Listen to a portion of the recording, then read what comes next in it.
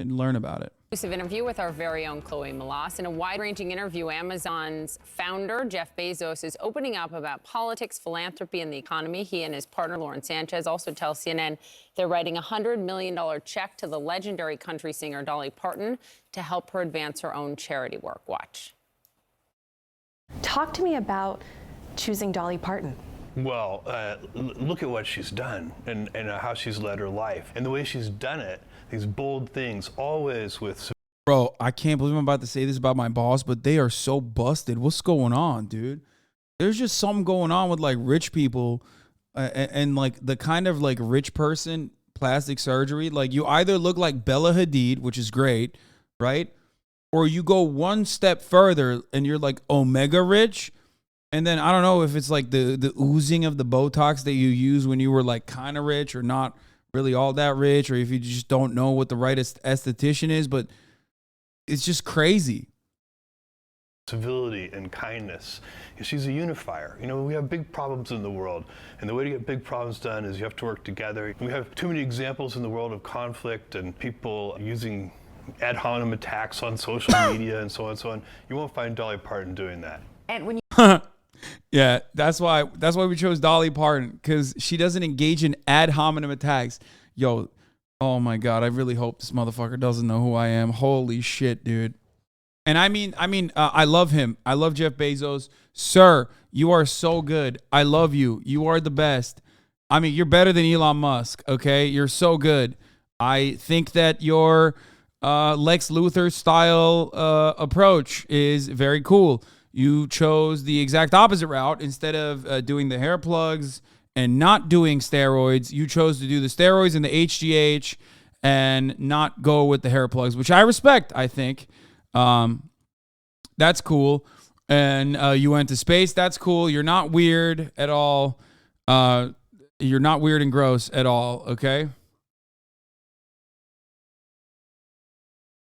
Bro, he's natty? What do you mean? Dude, what the fuck are you talking about? He's natty. He has like the typical build of an old man who never worked out until like in his late 30s and can't overcome the bitch tits, but he still has like... What? He straight up has like... He has the best bod out of all the billionaires. I'll say it. Well, not like LeBron James, obviously. LeBron James is the best bod by far. But I'm saying like out of all like the non-athlete, non-actor billionaires, like he has the best bod for sure. For sure. When you think of Dolly, look, everyone smiles, right? And all she wants to do is bring light into other people's world. That's all. And so we couldn't have thought of someone better than to give this award to Dolly. the nation is very divided right now on many issues. Do you think that the American dream is something that really is still attainable right now? Well, I'm an Dude, he's bursting out, dude. Look at that shit. Okay, I'm not meat riding, but like look at him, dude. He is a fucking juice lord. Are you crazy? Bro, he literally, bro, that shot looks like is a body that belongs to someone else. Okay? When you do the headshot, you're like, oh, okay, like that's his weird busted face. And then the shot expands and you get that wide shot and all of a sudden you're like, what the fuck happened to your shoulders, bro? What happened to your titties, dog? What the fuck is going on? optimist. I think the American dream is and will be even more attainable. Bro, he literally looks like he put on like someone else's like muscle suit. In the future. Look, one of the things that I don't like about the current environment is that I think there's a lot of division. I think that people use conflict as a tool to achieve their own ends. I don't think it's a good tool. We see sometimes in our political sphere. Yeah, like when Jeff Bezos is like relying on squashing conflict, okay?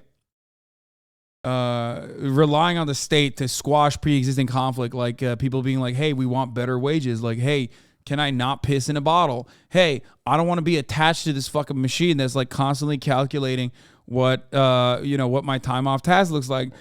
He's relying on the inherently oppressive structural violence of poverty that came before him and will probably continue after he passes, right? If he ever perishes, he might have already figured out the whole like head in a jar type thing. Who knows? But like, he just has like, he can just say like, oh man, I hate that conflict. The ad hominem attacks and the civility is just so weird, right? Like, I hate that shit. It's like, bro, yeah, you can say that because like your life is pretty much devoid of that, okay?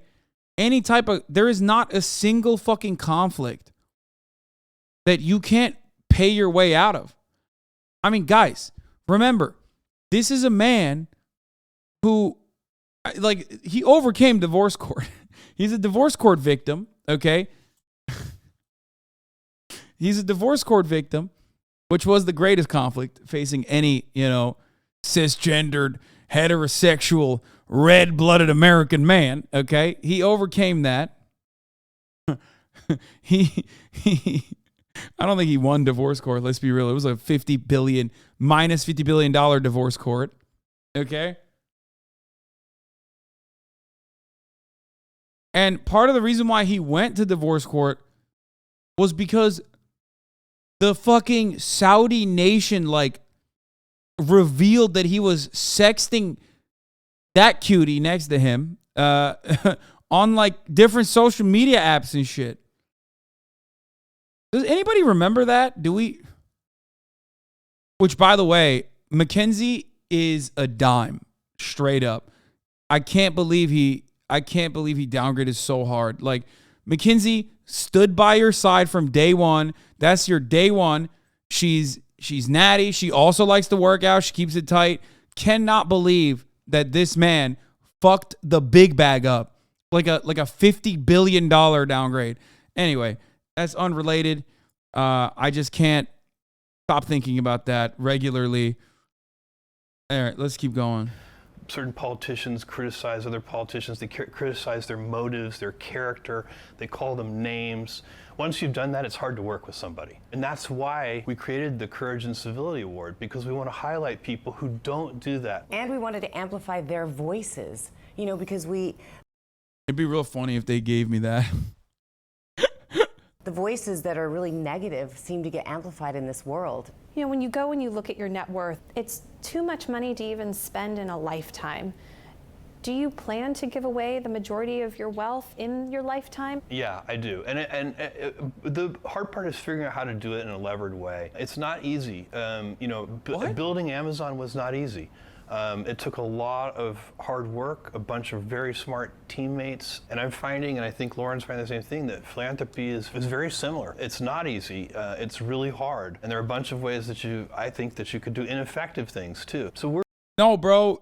Listen, dog. There's a real easy way, okay? Just look at Elon Musk. Just look at Elon Musk, dude. He's doing it so easy right now. Look at Kanye West. I'll give you one low-tier billionaire and one high-tier billionaire, okay? Both of them have been melting, okay? They have been straight up just putting entire bags of money and just lighting it on fire. Oh, there's another one, the FTX CEO. God, so many Billy boys have been so silly Billy on the timeline lately. What is happening? Mark Zuckerberg, Sam Bankman-Fried, Elon Musk, Kanye West. That's crazy. That's crazy. They're showing Jeff Jebediah how it's done, okay? He's out here like, oh, man, it's really hard to spend all my money. Meanwhile, like, Elon Musk is like, haha, no, it's not. We're building the capacity to be able to give away this money. How do you decide where to put your efforts? There are so many places where philanthropists and anybody who wants to donate to charity can put their money to work. I feel like you have to do things at 2 time scales. You have to work on the urgent, the here and now, the immediate, and you have to work on the long term. So the Bezos Earth Fund is sort of about this. It's a 10-year commitment to work on these really big problems that we have on sustainability. And see, like, if we had like a genuine, if the media was not a mouthpiece for capital, this would not be a puff piece. There would have to be some level of contention here. Like a person that is at least like relatively honest and recognizes their position as a journalist in media should ask the very simple question. You have amassed billions of dollars, okay? And all of them hinges on the profits that you have extracted from your workers. How do you make up for that reality in your mind? Okay? Because right now, without that question, this is just advertisement. This is just puff piece. This is not a real interview. This is just, you know, he paid for this basically. And if you are talking about philanthropy and how difficult it is, why don't you feel like the government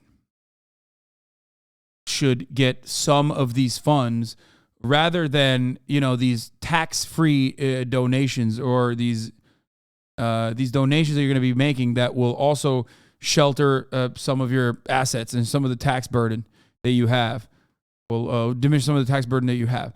Like, why can't the government spend it? You know?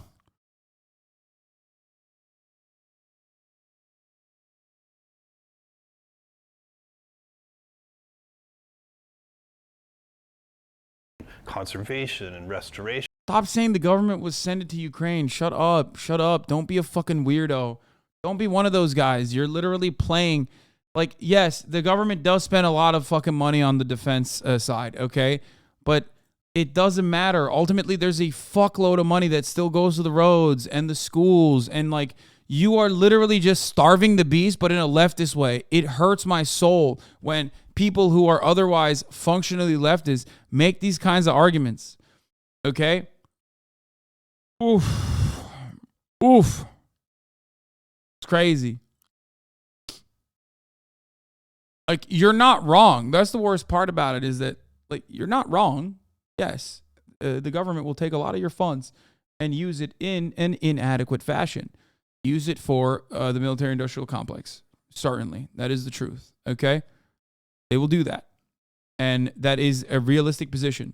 But what you should see beyond that is the reality that, you know, no matter what happens, a lot of that money is still going to go to potholes, roads, schools, public education, social safety nets, social security.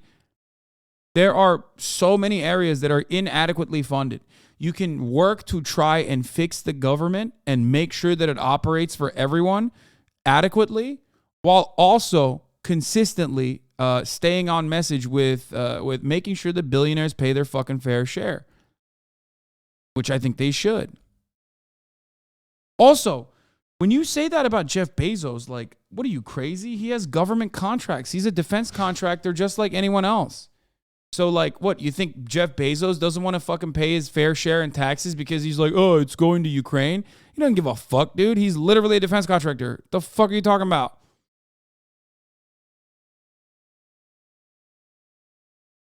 What do you mean?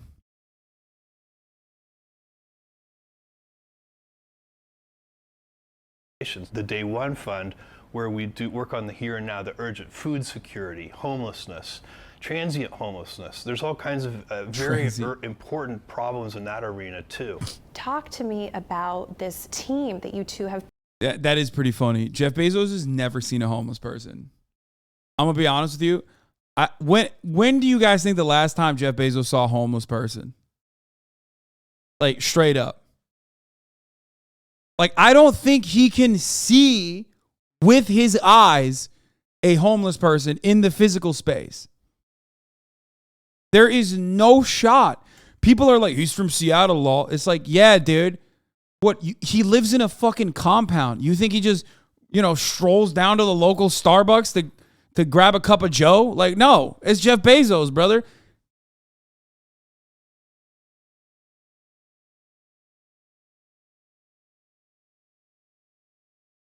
He takes a helicopter to work. Yeah, literally. Like, also, the irony is that, like, every single person that he is in any room with the exception of, like, maybe Davos or, like, the Aspen Ideas or, like, the fucking Idaho, the Jackson Hole conference that he goes to, every single person Jeff Bezos meets is infinitely closer to homelessness than they are to Jeff Bezos.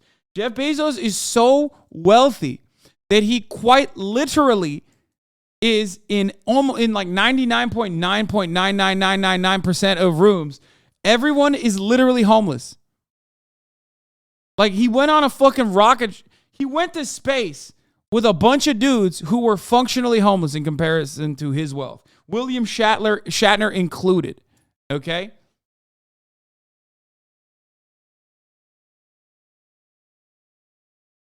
Would you hit Jeff Bezos? He's hot. I'll say it. He works out.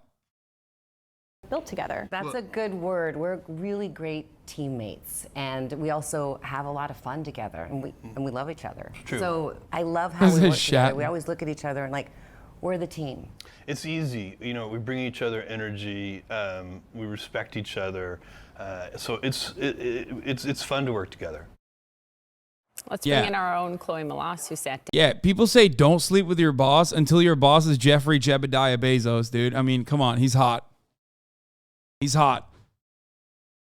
down with the two of them. It just goes without saying it is so hard to get time with them. So the fact that you're the one they chose to sit down with says a lot. Thank you. Well, look, it's the first time that we The real reason they divorced, Short King slander? How dare you, dude? That is actually bullshit. No, the real reason why they divorced, I told you why they divorced. It's because he was like sexting some honeys. You know what I mean? That's what he was doing.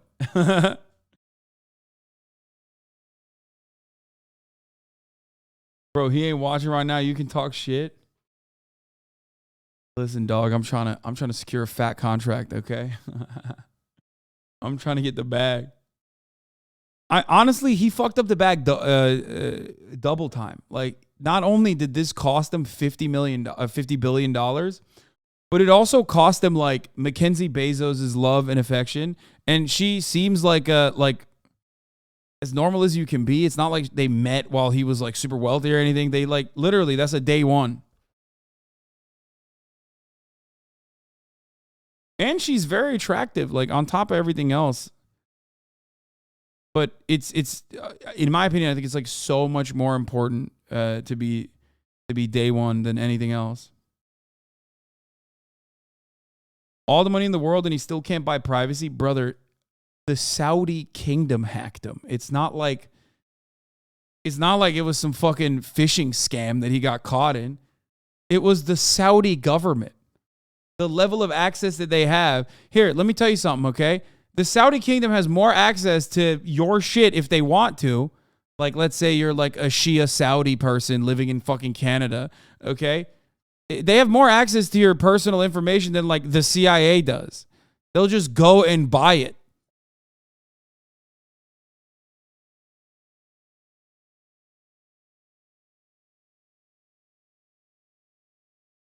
Like I said, it doesn't matter if unless you're like an 18-year-old Shia.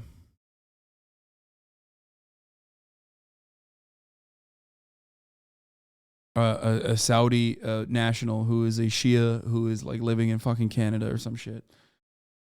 Anyway. Motherfucker clicked on a phishing link to get hacked though. Yeah, by the Saudi government, dude. I mean, it's a little different when it's MBS himself cooking you.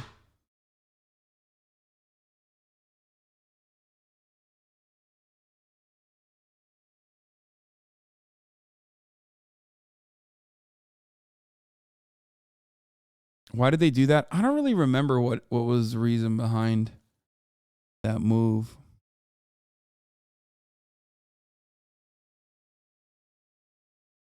They married when he was the richest person in America and she worked for him? What do you mean day one? Wait, what?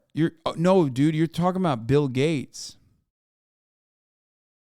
You're mistaking Bill Gates and Bill and Melinda Gates for Jeffrey and Mackenzie. I think he was still caked up, but he was nowhere near. Like, this is... Oh, it's because Khashoggi, because he bought Washington Post. That's right. Good call, guys. When did they get married? Let's look at Jeffrey and... Jeff Bezos, Mackenzie, Scott, marriage. Yeah, they were married for 25 years, man. I don't think he was like, he was worth $5 billion. Wait, really? I thought they started Amazon together, though. In 1992, Bezos was working for D.E. Shaw in Manhattan, where he met novelist Mackenzie Tuttle, who was a research associate at the firm. The couple married a year later in 1994. They moved across the country to Seattle, Washington, where Bezos found Amazon. Yeah. They got married, and then Jeff Bezos made Amazon. And she definitely she was there.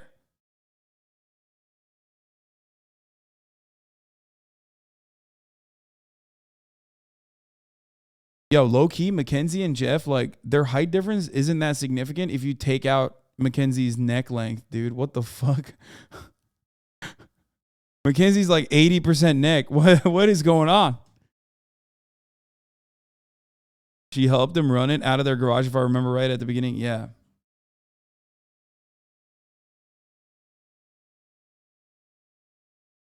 Why do you think there was no prenup, chatters? Why do you think there was no prenup? You think someone worth a couple billion is not going to get a fucking prenuptial agreement lined up with their significant other before they get married? You're out of your mind, dude. That's why that's why her net worth now is $50 billion, which she deserves, by the way. I'm not even going to fucking act like that's not the case. Like, not deserves in the same way that like obviously no one deserves that kind of money. Like, that's ridiculous. And all of that is still ill-gotten gains. That is exploitative. But like, as far as like, did she fucking help out from day one? 100%. Being brutal alongside Jeff? 100%. Hasan, gotta say, it's kind of creepy how deep you're trying to get into your boss's sex life. Okay, dude, it's Jeff Bezos. It's not like my boss is like some fucking your manager at Jiffy Lube, you know? It's Jeff Bezos.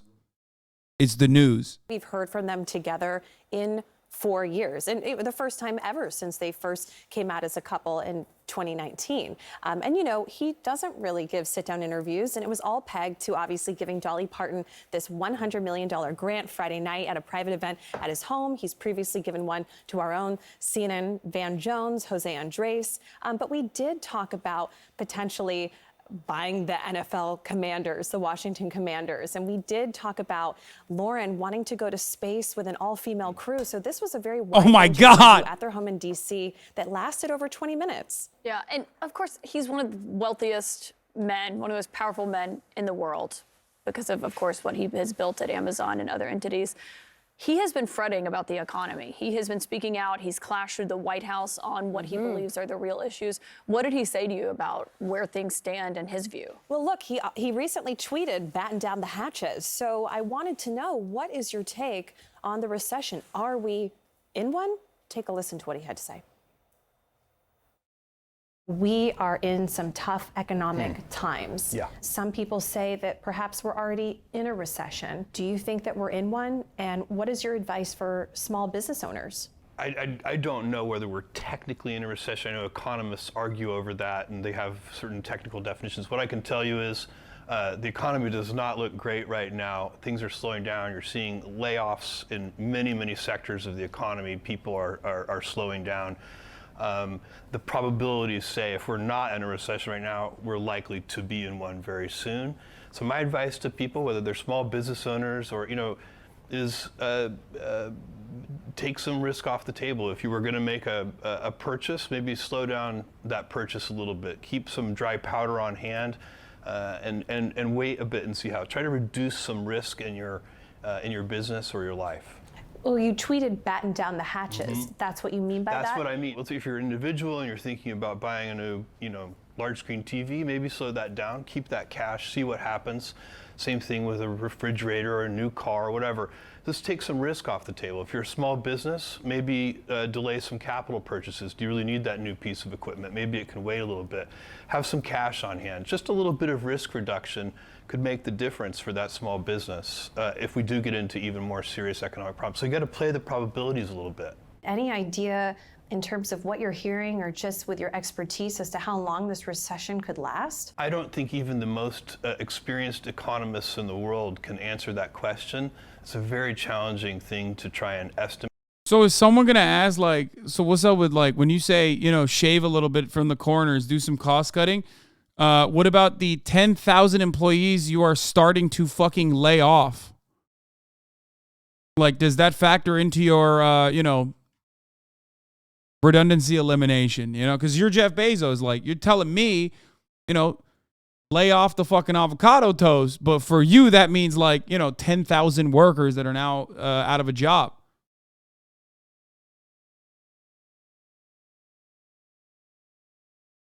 Crypto bros recording themselves crying? Stop. Oh, God. I can't watch that. You want me to come? Is that what you want me to do? I can't do that. That is literally porn for me. Stop. I'm gonna come. Do not come. I'm gonna come. So I think you just have to try and be reasonable about it, take as much risk off the table as you can for yourself. You know, hope for the best, but prepare for the worst. So you heard Jeff Bezos right there say that if you're looking to make some big purchases, to maybe think twice about it for right now, to keep some powder on hand, he was saying. And then, you know, we're in the midst of a tech recession with all of these layoffs in the industry, and it's a really uncertain time. And, you know, we also got into other things, like I said, in space and what it looks like on their Saturday night and how they fight over what movies to watch. And so later in the day, we'll show you some more. You know what's interesting, and you were talking about, you know, sort of the buzz around him. You see, I saw him and Lauren at the Portrait Gallery unveiling. Bro, that's like, dude. It's always funny when, like, chatters think I'm you know, to this degree, mobbed up, lack of a better term, because, like, Don Lemon and Jeff Bezos are, like, hanging out at gallery openings and shit. You know what I mean? The fuck? With Clive Davis, so you have all of these people in the room. That's how you arrive at a fucking non-contentious relationship within the media and those who own capital, by the way. Because that person that's offering that puff piece interview to Jeff Bezos wants to become that person one day. And she knows in order for that person to become this person, you got to fucking not rock the boat.